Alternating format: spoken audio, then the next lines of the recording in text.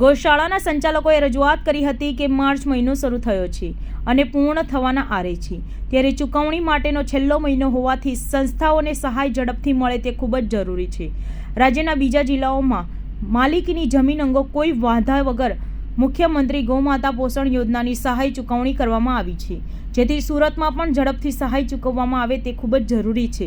જય પટેલે કહ્યું કે 500 કરોડની ગ્રાન્ટ ગૌમાતા પોષણ યોજનામાં જાહેર કરાઈ હતી, જેમાં માલિકીની જમીનની કન્ડિશન રખાઈ હતી, પરંતુ ત્યારબાદ કાઢી નાખવામાં આવી હતી।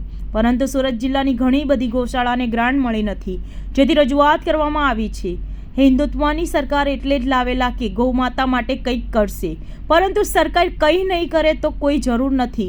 આ સહાય નહીં મળે તો 20 થી 30 હજાર ગાયો કલેક્ટર કચેરીમાં આવશે અને ગૌરક્ષકો પણ કલેક્ટર કચેરીનો ઘેરાવ કરશે।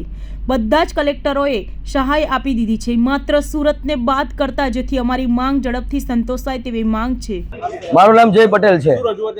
આજે કલેક્ટર સાહેબને રજૂઆત કરવા આવેલા હતા કે ગયા વર્ષે મુખ્યમંત્રી ગૌમાતા પોષણ યોજના હેઠળ મુખ્યમંત્રી સાહેબે 500 કરોડની ગ્રાન્ટ ફાળવેલી। એ ગ્રાન્ટના અનુસાર ઘણી બધી ગૌશાળાઓને ગ્રાન્ટ મળેલી, પણ એમાં એક કન્ડિશન હતી કે માલિકીની જમીન હોવી જોઈએ। ત્યારબાદ બધા ગૌશાળાના ટ્રસ્ટીઓ અને બધા પાંજરાપોળના ટ્રસ્ટીઓની રજૂઆત બાદ સરકારે એ કન્ડિશન કાઢી નાખેલી। તો આ વર્ષે એ કન્ડિશન નથી, છતાં બી એ કન્ડિશનને ધ્યાનમાં રાખીને સુરત જિલ્લા, બાકી બધા જિલ્લાને તો એ ગ્રાન્ટ મળેલી છે, પણ સુરત જિલ્લાને એ ગ્રાન્ટમાંથી, સુરત જિલ્લાની ઘણી બધી ગૌશાળાઓને એ ગ્રાન્ટમાંથી સહાય નથી મળેલી। એટલા માટે જે ગૌશાળાઓને નથી મળેલી એ ગૌશાળાના સંચાલકો આજે કલેક્ટર સાહેબને રજૂઆત કરવા આવેલા છે કે અમને એ ગ્રાન્ટ મળવી જોઈએ।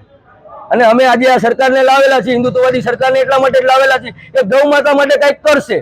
ગૌ માતા આજે હેરાન છે, કચરો ખાય છે, પીડાય છે, કપાય છે, એના માટે આ હિન્દુત્વવાદી સરકાર કાંઈ ને કાંઈ કરશે, એટલા માટે જ આ સરકારને લાવેલા છીએ। જો એ સરકાર ગૌ માતા માટે કાંઈ ન કરે તો પછી કોઈ જાતનો મતલબ જ નથી એ સરકારનો। અને અમારી આગામી એવી તૈયારી છે કે જો અમને આ સુરતની ગૌશાળાઓને આ નહીં મળે, આ સહાય નહીં મળે, તો સુરતમાંથી કમસે કમ 20 થી 30 હજાર ગાયો કલેક્ટર કચેરી તરફ રવાના થશે અને હજારોની સંખ્યામાં ગૌ સેવકો કલેક્ટર કચેરી તરફ રવાના થશે અને કલેક્ટર કચેરીનો ઘેરાવો થશે, એવી તૈયારીઓ છે। અને ગુજરાતના હરેક કલેક્ટરે આ સહાય આપી દીધેલી છે, એક સુરતમાં જ નથી મળી।